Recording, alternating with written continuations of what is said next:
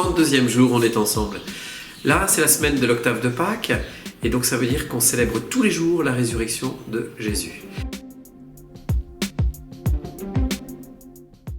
Et pour avoir une tête de ressuscité, en fait, il faut toujours se dire la résurrection, c'est après la mort. Enfin, pas tout à fait. C'est déjà maintenant qu'on doit être ressuscité dans notre vie, c'est-à-dire tendu vers cette espérance. Moi, ce que je vous propose aussi aujourd'hui, c'est peut-être de faire mémoire aussi de tous nos défunts. Souvent, vous savez, on a nos grands-parents, arrière-grands-parents, des amis ou tel autre qui sont décédés. Peut-être que dans ce temps de la résurrection, on pourrait évoquer les noms de chacun et prier pour chacun. Souvent, on a des intentions de messe qui sont pour les défunts, ou pour les âmes du purgatoire, ou pour d'autres personnes qui sont déjà dans le cœur de Dieu. Moi, ce que je vous propose, c'est qu'aujourd'hui, à un moment dans la journée, vous puissiez avoir une pensée pour chacun de vos défunts. Et pas seulement avoir une pensée, mais citer leur nom au moment de la prière, pour être capable de se dire, nous sommes dans cette espérance qu'ils sont ressuscités. Parce que ça, c'est essentiel, c'est le cœur de notre foi. Le cœur de notre foi, c'est la résurrection. Christ, qui est vivant pour l'éternité. Alléluia, ça veut dire vive Dieu. Eh bien qu'il vive et que nos défunts vivent en lui.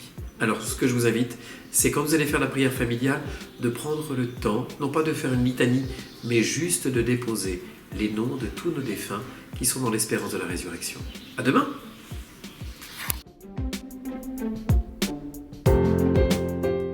Bonjour à tous, alors aujourd'hui j'aimerais vous parler de la parole de Dieu qui est vivante pour nous, pour chacun de nous. Donc la première chose, c'est de se dire peut-être que les textes du jour, si je les lis tout seul chez moi et que je les écoute, peut-être qu'ils peuvent me dire quelque chose pour moi aujourd'hui. Donc écouter la parole et se dire qu'est-ce qu'elle me dit aujourd'hui. Et puis la deuxième chose, c'est de se dire aussi peut-être je peux être avec ma Bible et puis prier et demander au Seigneur de m'éclairer. Donc on peut l'ouvrir aussi. Voilà. Et puis se dire, voilà, le texte que je vais recevoir, je prie l'Esprit Saint, et le texte que je vais recevoir va me parler, et tu vas me parler, Seigneur, à travers les textes saints. Et donc on peut faire cette expérience d'ouvrir notre Bible, et de prendre un texte, et de se dire que le Seigneur nous parle à travers ce texte. Voilà, donc deux petites manières, les textes du jour, et puis la Bible elle-même, et l'ouvrir, pour se dire que la parole est vraiment vivante, et elle est faite pour nous aujourd'hui, et elle a quelque chose à nous dire pour transformer nos vies. Bonne journée!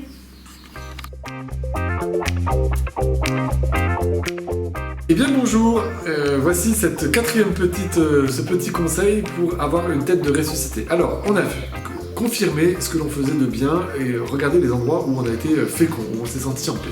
Consentir à des choses que nous ne pourrons pas faire parce que nous n'avons pas la capacité et que c'est pas le moment et qu'on se fatigue à faire ces choses. Couper, c'est-à-dire qu'est-ce qui nous prend du temps et qui n'est pas tourné vers un bien. Et aujourd'hui, ce que je vous propose, c'est créer, être inventif, être créatif dans l'amour.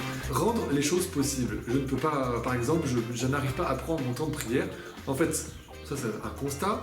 En fait, la chose que l'on peut tourner différemment, c'est qu'est-ce que je vais rendre possible dans ma journée? Qu'est-ce que je vais inventer pour rendre cette chose possible? Ça peut être aussi pour de la disponibilité ou de la charité. En fait, il n'y a rien de plus créatif que l'amour. Donc avec l'Esprit Saint, vous pouvez faire ce dernier petit exercice de fermer les yeux, de prier et de dire au Seigneur, en fait, voilà, Seigneur, j'ai envie de t'aimer de telle façon, mais je n'y arrive pas. Qu'est-ce que je peux mettre en œuvre? Qu'est-ce que je peux inventer de nouveau pour y arriver et pour mieux t'aimer?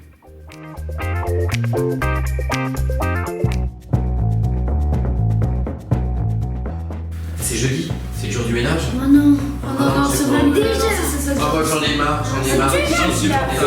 J'ai trouvé un moyen. Achète ça à manger pour qu'elle puisse dormir. Bien dormir et longtemps. On va qui peut faire une tisane. Moi je vais lui mettre de l'agneau dedans. Vas-y. Pas trop. Non, Elle va sentir. qu'est-ce que tu veux? Ah, les huiles essentielles, pouf. C'est bon. Un peu de gel. Mélange bien. Va chercher une tisane pour que ça fasse vraiment bizarre. Nuit tranquille, tranquille. Il faut aller l'amadouer pour vraiment qu'elle se rende compte de rien. Comme ça, tranquille. Oh, c'est sympa. Un petit peu de repos.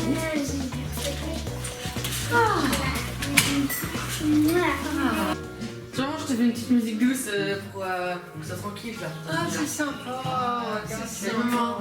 Repose-toi bien. Ah, mais maman, tiens, je pourrais te faire un petit massage à la tête. Ah oui. Ah ouais, c'est détendre un peu. C'est sympa.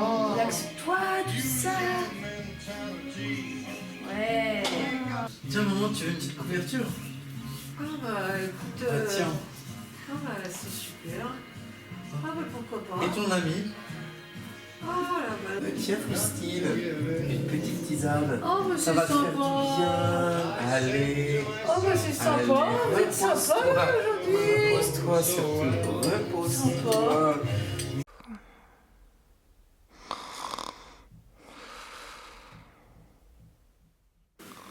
Alors, c'est bon, elle dort.